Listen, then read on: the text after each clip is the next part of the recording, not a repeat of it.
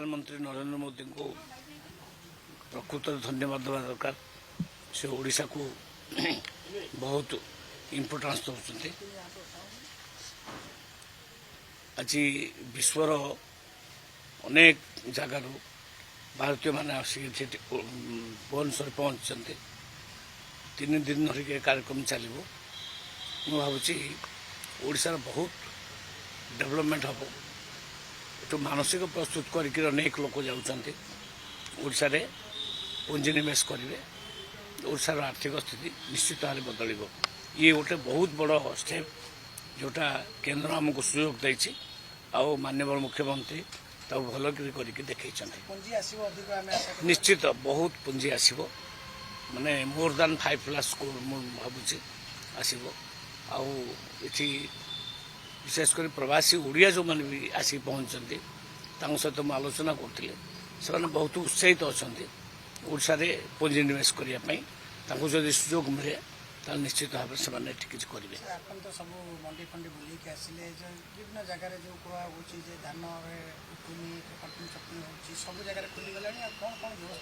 वर्तमान स्थिति कौन रही सर उठाण को देखो प्रोक्योरमेंट काम ठीक ठाक चलचे गाँ माँ कौटी टे मनोलिया चलचे कटक अबिका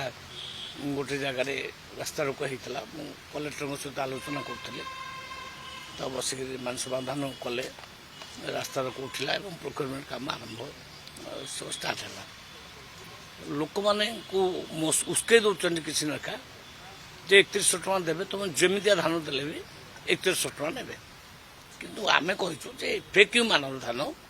आनिया पड़ो। एफएक्यू मानटा कौन एफएक्यू मानटा धान को टिके सुकई मॉइस्चर टे कम रहिबो एवं झाड़ी झुड़ी टिके विभिन्न अपरिष्कार जिनस रहिबो नै सेटा आनिबो एटा होचे एफएक्यू मान सेटा न करी जेमिति आनले भी आमे 3100 टଙ୍କା नबु सेटा होचे कोनलिया कथा तो बुझेले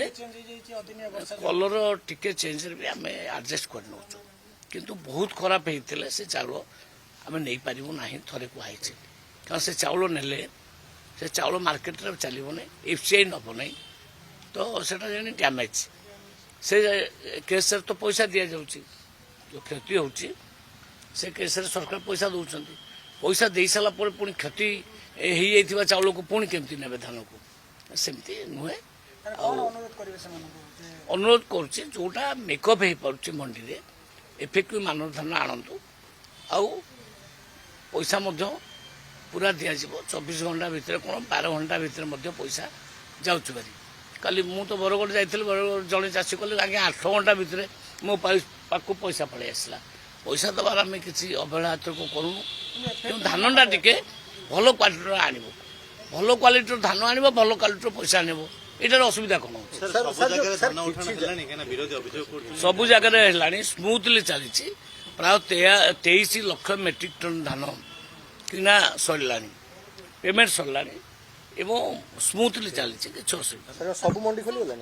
सब मंडी खोलीगला सर आउ जिन किछि लोकंकर सर कंफ्यूजन रहउछि जे जो मानकर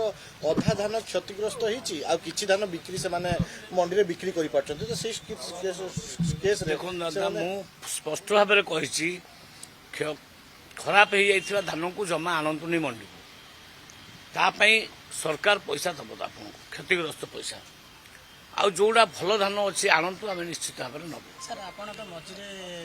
कंट्रोल कर देथिले जे आपन को कह जे पश्चिम बंग ओडिशा भितर गोटे राजनीतिक टकरा टकरी साधारण लोक हैरान होचंते आलू रेट 40 रु कम होनी टकरा टकरी किसी ना इच्छा है से आलू आमको देवे नहीं आमको टकरा टकरी कहीं आम कौन सहित फाइटिंग करूँ कौन टकरा टकरी वार्डटा एठे नगेगा कथा नुहे सी दीदी पॉलिसी तैयारी करें पॉलिसी तैयारी करें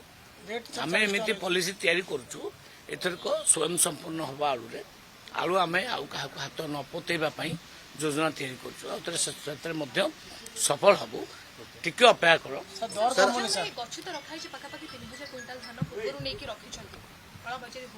नहीं जो कला बजारी होची